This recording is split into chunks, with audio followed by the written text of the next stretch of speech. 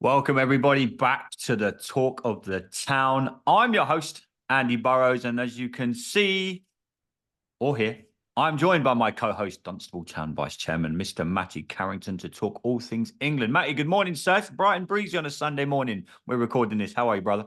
Yeah, a little bit hungover, but these early calls don't suit me, but it's fine. Was it? That's usually me that does the never again. But you've had a good Saturday by all accounts. Yeah, it wasn't so bad, mate. You were representing Dunstable at the car fair yesterday. Just quickly Yeah, before we get into England, how did that all go, mate? yeah, really good. It was really good to help support a local town event. Classic car rally. There was nearly 300 cars there. I help out as part of the town council volunteers as well, so I had to kind of run around like a blue ass fly, but that was good.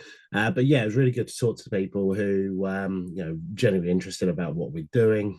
Some people interested in our youth teams, and hopefully we'll get a couple of people coming along on the back of it. So fingers crossed. Ah, good work, mate. Doing great work. Let's talk all things England. We are bang on 1 week away from our opening game against Serbia. We played our final warm-up game this past Friday. I was there at Wembley Stadium, took my daughter to her first ever England game. One she may not remember too much. What a terrible game of football. Not gonna lie. Yeah. Iceland won, England nil at Wembley Stadium in front of like 81,000 people. Not the way we wanted to end our warm-up campaign. Matt, we watched football for donkey's years, whether it be Liverpool, Tottenham, Dunstable, England. That's got to be one of the most boringest games of football Mm, I think I've ever watched live. Or yeah. it was awful. Don't get me wrong, it was great. I wanted to take my daughter for the experience to go to Wembley. She's just football obsessed. Mainly Lionesses, she absolutely loves. But I said to her, "Look, I want to take you to an England game." She's buzzing all day. She's like, for her, it was like the World Cup final. I've seen better games at a park on a Sunday morning, Matt. What did you make of? First of all, what did you make of the final warm up game on Sunday? And then me and you will get into looking at the final squad that Gareth's picked for Euro 2024. Kind of divided opinion. I've got some strong views on players that I would have taken that he's left out. What Mm. did you make of what we witnessed on Friday, mate? Because being there, I don't know how it come across on TV. Being there, Matt, it was awful to watch. I think I can remember one save the Iceland keeper made, and that was kind of a tip onto the bar from Kane. That Mhm. wasn't really, was it a shot? I don't know. But yeah, terrible game of football, mate.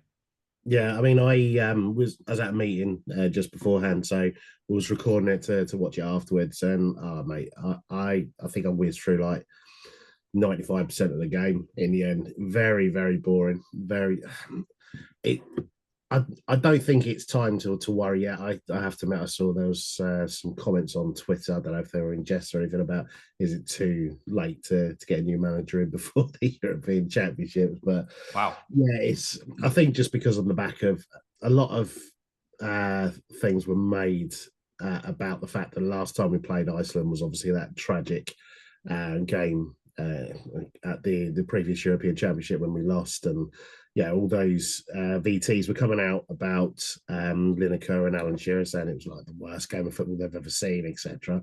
And on the back of that, people were obviously starting to pile on. But I mean, is it the worst result that could have happened? I guess for the people that were there, potentially, yeah.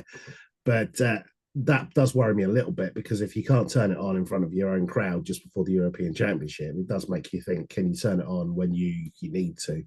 But at the same time, without wanting to get carried away, it was just a friendly. There was some players that were tried in certain areas to see how they were doing. Yes, it's not all doom and gloom, but I think they really now need to hit the ground running next weekend. Otherwise, the press will get on them. And we've seen it before. We've seen it in many, many championships when England don't start well and the press will start rallying round to criticise because we must have the worst press in the world. The fact that Oh, any mate, other don't. team, any other country, Some of the things I've seen today, and what I didn't like about our press, and don't get me wrong, I probably haven't bought a newspaper in God knows how many years. I yeah, refuse to do it. Like the Sun, it should be banned, in my opinion. I like the way I very saw good. a great tweet from, I think it was Colin Moore and Ian Wright. I think it was yesterday or today. They put Saka again as the main Yeah, headline saying about how bad But the poor kid only played like 20 minutes. 25 minutes. I know, it's 25 minutes. And ridiculous. he was the Yeah. main poster boy of I can't remember what the headline was. It was something like terrible. It was something, you know how this media go. Yeah. And yeah, I was the same as you. I'm like, first of all the players you could have chose to pick on that picture, why again are you picking Saka? I don't know what it is Yeah. about our media. They seem to you've hit the nail on the head there, Matt. Yeah. Our media seem to they love building people up. We can go back as Paul Gascoigne, use him as an Mhm. example, the way the media build David Beckham. They love to build you up and they love to knock you down. I can guarantee you if Saka scores a hat trick next Sunday, our media again will be all over it. For whatever reason. I don't know what it is. I mean, it's some sort of hidden agenda with that Mm. scumbag newspaper, The Sun. Anyone that reads that should be shot, in my opinion. Awful. But they sum up our media, mate. They're Yeah. absolutely terrible. But yeah, I mean, you know, you have to report them. Just talking the game alone, I mean, from being there, it was quite evident straight away, just as a football fan, that our left side, we were really, really struggling. Obviously, we had Mm. Trippier at left back. We had Anthony Gordon left midfield. Mhm. Both of them were terrible. I thought, I mean, split opinion. I was chatting to a few people online yesterday, and some people were like, well, Gordon was probably our best player. And then a lot of people were like, what game were you No. watching? I thought he Yeah, was exactly. awful. That game for me, and I know we'll get the squad up here in a second. That game for me was crying out for Jack Grealish. I mean, Mhm. we can see the squad. We can see the squad there.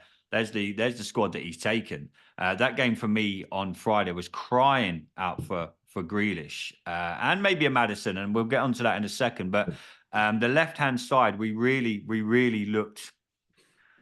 Oh, I can't even. Everything was right footed. Trippier kept having to cut in on his Yeah. right foot. We try. I don't know how this great country of ours, in this great football nation, we've got the best league in the world. We can't seem to find cover for Luke Shaw. I mean, the fact that Luke Shaw hasn't played a game since I think February the 14th, someone said to me yesterday, or February 15th, somewhere around that for Man United. But there's the squad, Matt. I mean, what did you make of the final squad? Obviously, there it is in front of for everyone watching on YouTube. We've got the squad up in front of us. Some glaring admissions that made some news. Obviously, no James Maddison, no Harry Maguire due to injury, and no Jack Grealish was the other big one. Obviously, you had that Gerald Crochet, is it from Yeah. See, he's still on the reserve list. still on the reserve list. I mean, Yeah. if you're going to have a reserve list, surely you put Grealish on You'd there. I think, mean, wouldn't you? you would think that game for me was absolutely crying out for him on Friday. No James Maddison again. What did you make of that left hand side for England? Because just as a fan in the stadium on Friday, you could see that every time there was some balls in over the so Rice would clip a ball in down the channel ideally for the left footer just to run on and cross in straight into the box. Trippier had to control it, Mm. cut back in on his right foot. As a casual fan, as someone that just watches football, you don't have to be Sir Alex Ferguson to figure out. Well, every time Trippier gets the ball, just show him on his left foot. Exactly. And that's how it was on Friday. Iceland weren't stupid. They were like, he tried a couple of times to put a ball in with his left foot, and it just rolled out for a goal kick. It was woeful. Every time he got the ball, he just had to cut back on his right. I mean, we've taken Luke Shaw, albeit hasn't played since February the 14th. Probably according to Southgate, not going to be fit to at least the second or third group game, Denmark or Slovenia. What did you make of that left-hand side issue for England? It seems to be something that we've been talking about since the 90s for England, where we got lucky with Ashley Cole maybe, so that's maybe a little bit wrong. But every time he was injured, we did struggle. What did you make of that left side hand side for England on Friday and moving forward into the Euros? Yeah, it wasn't great, was it? I mean, as you say, Trippier on the left. If you've got a left-handed player, as in a left-footed player, you've got to play him on the left-hand side, and that does surprise me that yet again Joe Gomez, who's there because he's a utility player and can play left back, wasn't played there. Mm. I don't get it. It does make you wonder what next week's 11 is going to be, because I have to admit I did struggle in that position, and if I'm honest, as you'll see with my one, I've kind of had to kind of fit who I think would be able to cope the best in an unnatural position for them. But I don't get it, mate. Honestly, Luke Shaw is no marquee signing. I mean, I remember going back to when Rooney was injured and when Owen was injured, and we took them along because they were, somebody that would be able to change a game. Hence why, if they're missing for the first game or two, yeah, you get that, and then you can fit them in. Just because he's essentially our only left back, we're keeping him in the squad. It makes zero sense to me. When, as you say, you've got the likes of Gomez who can play that position, and there's got to be more depth in that position and literally just one person. Because I remember putting you putting on obviously your dismay that Grealish was cut, and obviously I said, rightfully, that he hasn't played this season. I think he's played 10 games all season, and we'll get into that in a second. But I do think that Grealish is jeopardising his England career by staying with Man City. But that's just my opinion. But as you quite rightly said, but Luke Shaw hasn't played at all, so I don't get the difference between that. Is it there's more depth potentially? There's more depth, I'd say, yeah. Yeah, but as you rightfully say, Bowen over Grealish. Bowen's a great player, but he's no Jack Grealish. But yeah, I mean that's just my view. But I mean, is it that we have to look beyond the Premier League at the minute? I mean, obviously, that would never happen. Well, when you think there's a couple of players playing abroad at the minute that could easily be picked for defensive positions, and again, he's obviously picking the squad on form. Get that? I'm happy with that. He's been criticised in the past for having his favourites, and he has kind of shown a bit of cojones and the fact that he has picked people on their form. But at the same time, certain people have been picked on their form, whereas other people have been picked on their reputation. It's just, yeah, who knows? Yeah, I mean, if you're looking at it, I mean, for me, you take Grealish in the squad.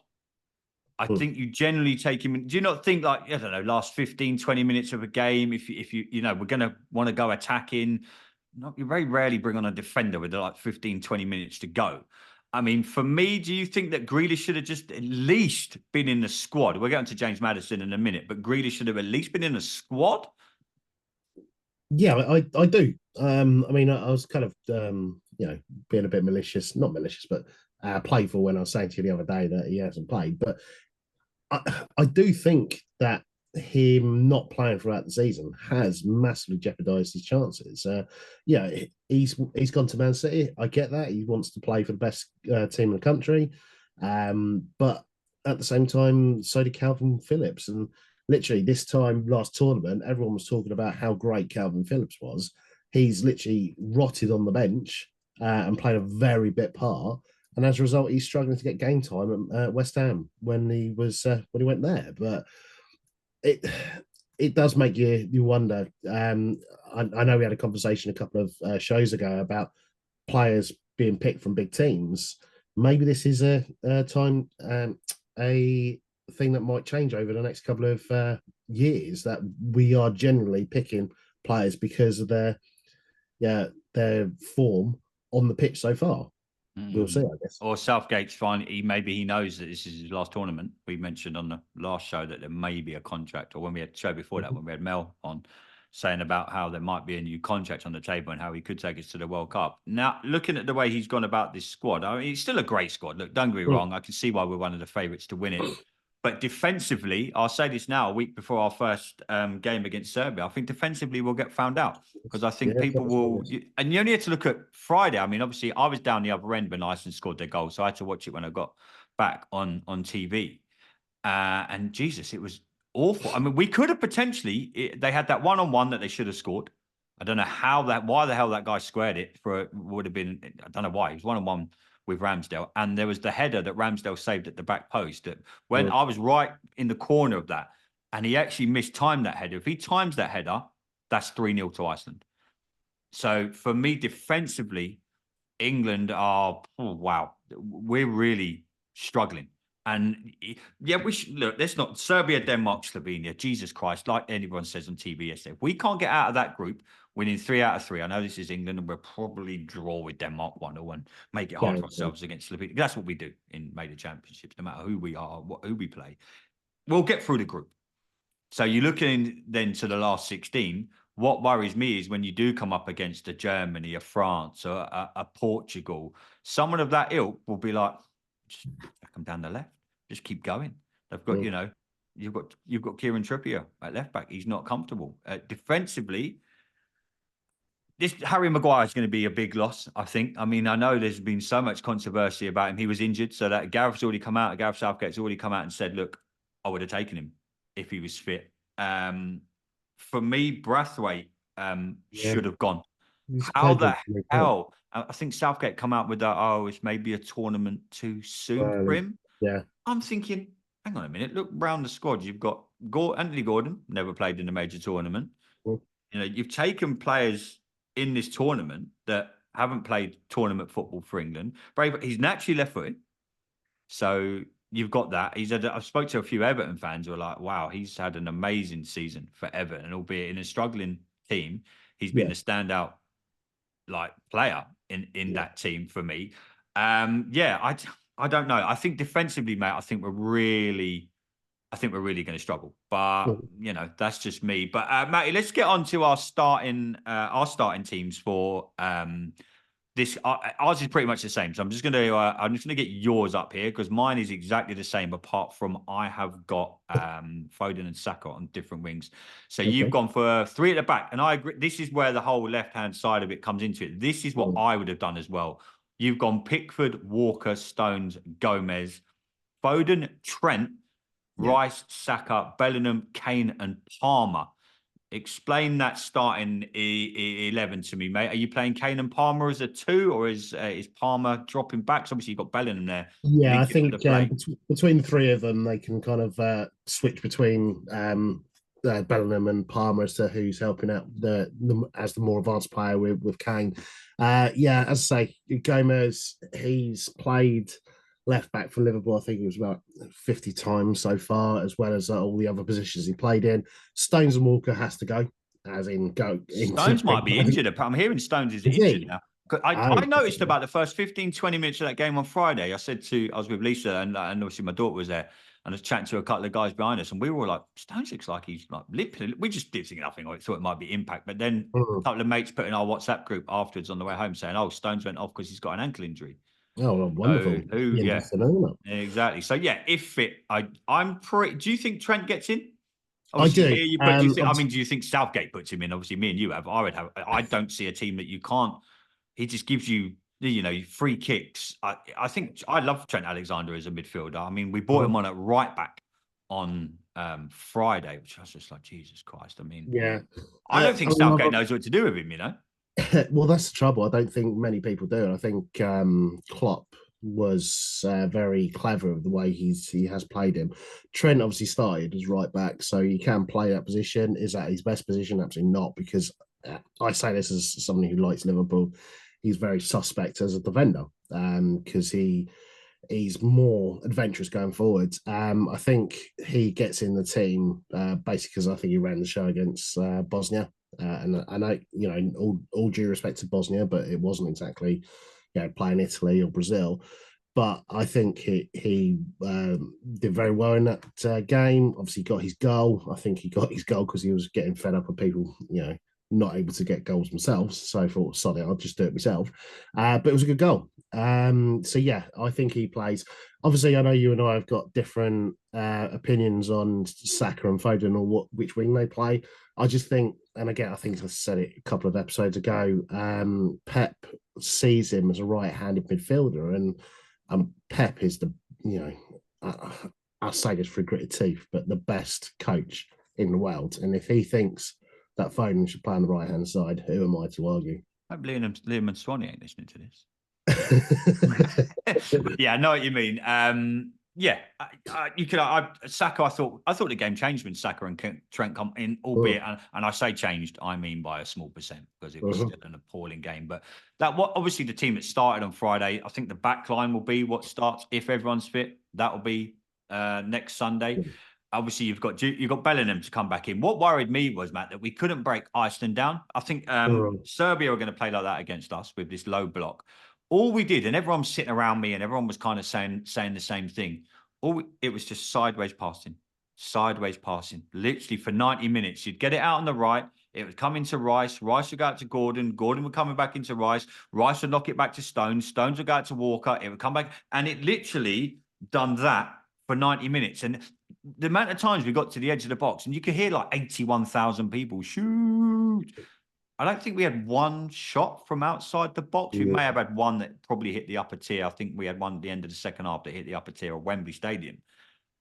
I think we're trying to play too much football at times, England. Play to your strengths, get in behind, and this is where it comes where you haven't got a naturally left-footed player on the left. You can't get in behind and whip balls in like you can on the right with Kyle Walker. Ideally, yeah, if Luke Shaw's fit, he'll be doing what he done in the final against Italy in the Euros in 2020, and he'll be getting forward and he'll be scoring and be assisting. That is something we haven't got. And, even with Jack Grealish, you still haven't got that because he's right-footed as well. You haven't got in 2024, we haven't got a naturally left-sided footballer that can play for England. Honestly, if you're born with half a talent and you're left-footed in this country, you've got a chance of playing for England because we haven't got anyone else. And it baffles me still that we sit here a week away from a major tournament and we haven't got a naturally left-footed player. We've supposedly got the best league in the world. We haven't got an English player with a left foot, and it's really worrying. I mean, we'll breeze through the group. I'm pretty 99% confident that we'll breeze through the group. But what worries me, and everyone, England are favourites. We've got a great squad. Again, I come back to defensively. I'm worried about England defensively, especially down that left-hand side. And you can see it on Friday when I was there. That's going to be our starting back four. And I'm thinking to myself, Jesus, this is going forward. We're going to be fine. It's whether we can get in behind teams. You look at teams like Serbia, Denmark, and Slovenia. They're just going to park the bus from word go. Denmark might have a little bit of an attacking threat about them, but they'll just look at Iceland. They'll look at all the other teams that we play and counter-attack England. I think that. Do you think that's how teams will play against us coming into the first? I do. And what does worry me a little bit is the fact that you'd be an idiot to think that they wouldn't have had scouts coming to the game at Wembley. They would have been viewing the game, assessing the game, analysing it, taking it away, every last play that England done. And as you say, if they just essentially park the bus and put every attack they can down our left-hand side, we are no football managers, we just talk football. But if we can see that, it doesn't take a genius to realise that that's what's going to do. Be honest with you, and the way England start tournaments slowly, I know it's going to be controversial, but I don't actually see us winning the group. I think Denmark will end up topping the group, and then we'll get through. But I think we'll end up being second. Jesus, I think if we finish second, we could play Germany, isn't it? Germany or France in our last 16. Oh my God! Exactly. So that does worry me. But we'll see. I guess as I say, I'm just an idiot talking football on a Sunday morning with a hangover. It's I don't do this as my day job, but time will tell, I guess. Yeah, true. Let's quickly give some predictions then for next Sunday, 8:00. We play Serbia, who incidentally beat Sweden 3-0. Denmark, who we play in our second game, beat Norway 3-1, and Slovenia drew 1-0 with Bulgaria. Denmark beat Norway 3-1, and Serbia beat Sweden 3-0 in the last warm-up game. Matty, give us a prediction for next Sunday then, mate. England versus Serbia, 8:00. Score prediction, please, sir. I think it will be a very tight 1-0 win to England. I think it'll be a Harry Kane goal, probably a penalty. He didn't look very fit on Friday either. I don't know if he's been carrying an injury for Munich. I've heard a few people say he just didn't. He looked way off it. That's me saying that. I love the guy. I mean, whether he's like 50% fit or something, he plays. It's as simple as We're surprised that Ivan Toney and Watkins both went. Watkins didn't even see the field on Friday. I thought they might have given him that to me says, and all these people, Ivan Toney's there because he can take a penalty. Oh, great. Well, I'm pretty good at penalties. I can go in the England squad if you want. You know what I mean? Yeah, exactly. I was talking to Dan yesterday. He's a Brentford fan. He doesn't understand why Ivan Toney's in the team. You've missed half the season. He didn't score in his last 14 games. 14 last time 14 games he hasn't scored a goal. It's not great, but again, you walk into the team, it dismisses that argument as as to whether Southgate is picking a team on form or reputation. It's which is it? Because you kind of going against exactly what you're saying with every player that's in that squad. Mm. But yeah, Ollie Watkins, I think should go all day long, but I can't see him getting much game time because I still see that Cole Palmer has to go in that team above alongside Kane, just because he is the leading English goal scorer this season. I'm going to go a scrappy 1-0 as well. Yeah, maybe I'll go Foden. He's been on good form this season, but yeah, I'll go 1-0. I think we'll limp through. I think we'll limp through that game, and then I think attacking we should be fine going forward. Like I say, it's the only thing that worries me now. John Stones is injured as well. The left. We've gone through the Trippier stuff. It just you hope Luke Shaw is fit, but then you bring him in for Denmark, and that's his first game of football since like the 14th of February. Southgate has taken a risk here. Admittedly, he admits it himself. He's taken a risk, but I'd rather you take a risk on putting Jack Grealish or James Maddison in the squad and just have them as squad players, people that can unlock defensive. I was sitting there on Friday thinking, we need something here. Declan Rice tried his best to like these little through balls here and there. Admittedly, no Jude Bellingham. I get it. Probably our best player right now. But yeah, I think we'll win 1-0, and I think we'll get through the group, and then we'll see what the latter stages bring, Matty. Matty, let's talk some Dunstable Town while we're here. Let's talk some mighty Dunstable. This past weekend, our very own Ian Bateman was awarded the Bobby Moore Award for recognition for outstanding contribution to walking football. I can't speak highly enough of this man. I know he doesn't like giving himself a pat on the back, but sod you, Ian, we're going to do it for you. Winning in such a prestigious award, the Bobby Moore Award for recognition, outstanding contribution to support to walking football groups.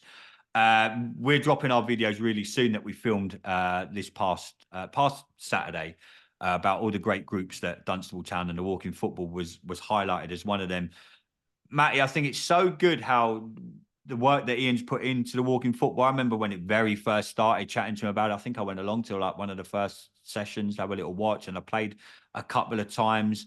Really good what Dunstable and what Ian have set up. And speaking to the people last Saturday, Matty, I know I've spoke to you off air about this. It really did open my eyes to the effect that we're having as a football club on the people that are outside of the Saturdays at 3:00, if that makes sense. Some people that might not come down at the weekends, but we're still having an impact in our community. And what Ian and what the Walking Football has done, I think, is tremendous. I think more football clubs should do it at all levels. You can see the impact that it's had on people's lives. We talked about the dementia thing on the video that's going to drop in the next couple of days.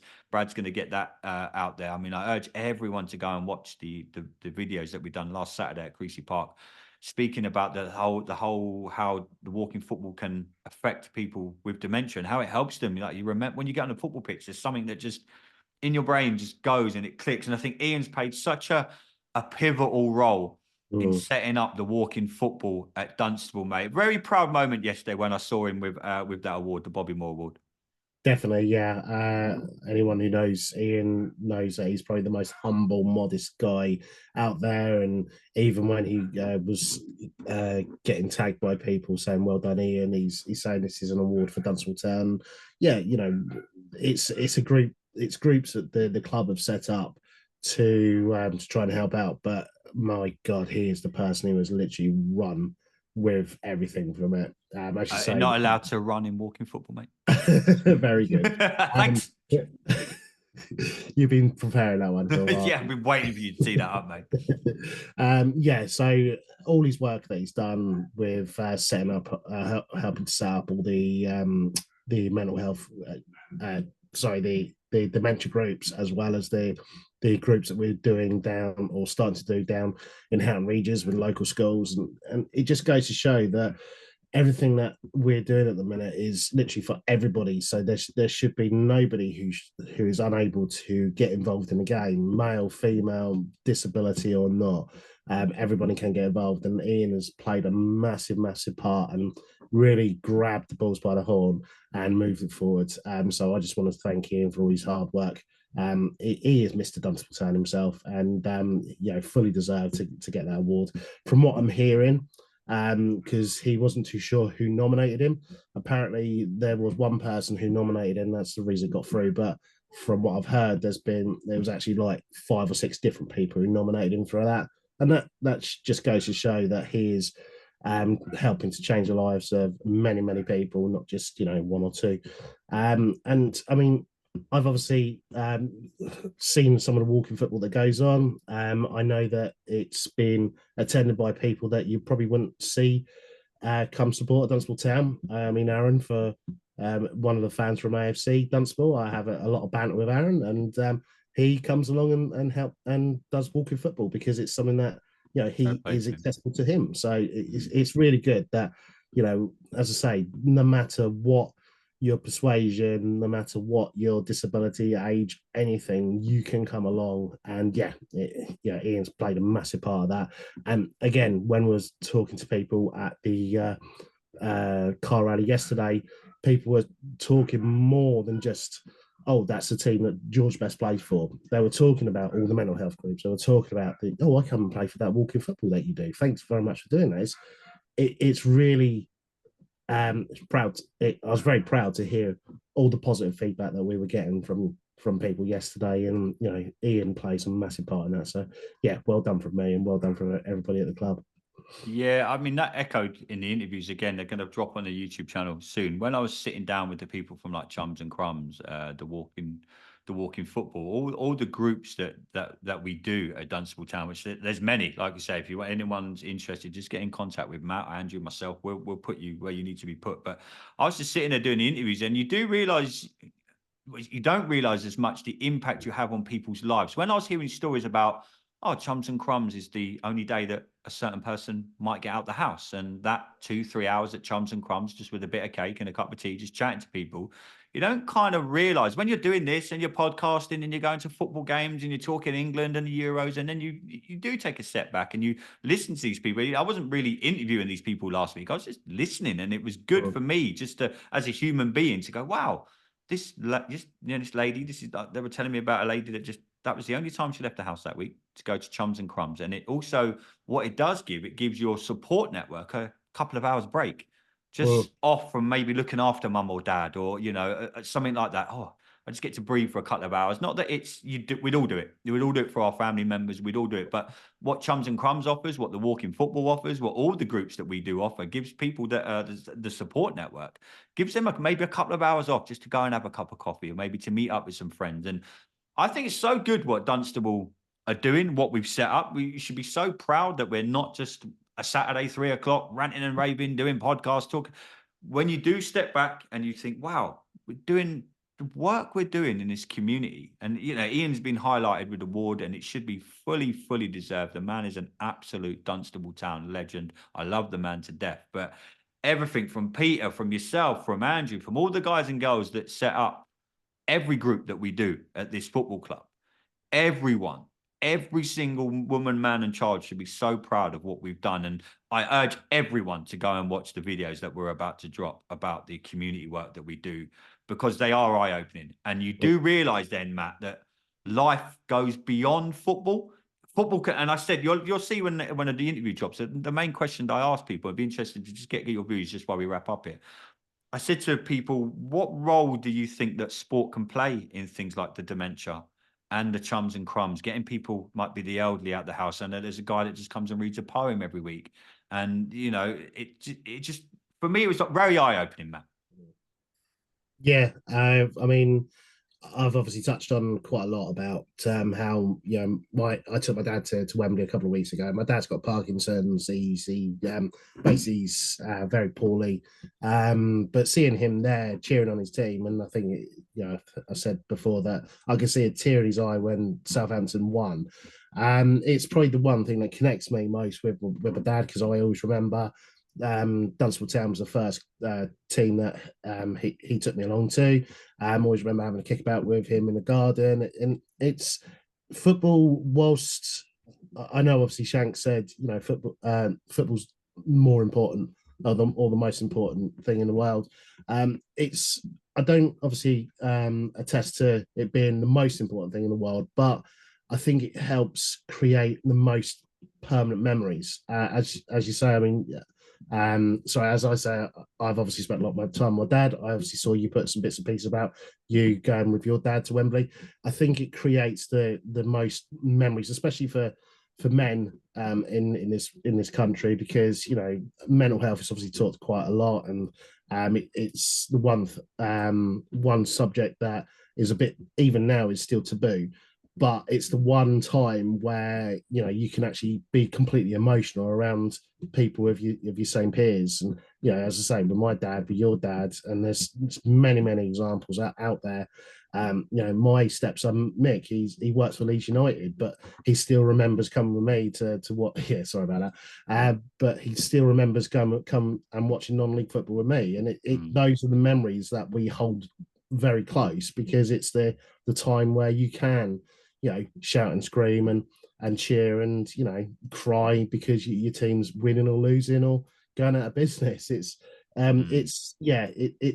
so pleasing to have Dunstable Town in my life, and the fact that my football club, our football club, is able to help so many other people. It means so much to me. Mate, very well said, mate. Very well said. Thanks for reminding me you're at Southampton versus Leeds. Cheers. Matty, anything else? Anything else while we wrap up, mate? Anything else going on at the club? I think we're 2 weeks away from pre-season. Tuesday the 18th. Steve and the boys are back. I know, speaking to Steve a week or so ago, and Liam and Swanee and everyone else working extremely hard behind the scenes. I know there's new faces coming in to the squad. The pre-season games are to kick off at the end of this month. First week of July, we'll be playing football back on Tuesday the 18th. Anything else you need to fill us in on, Matty, before we get out of here?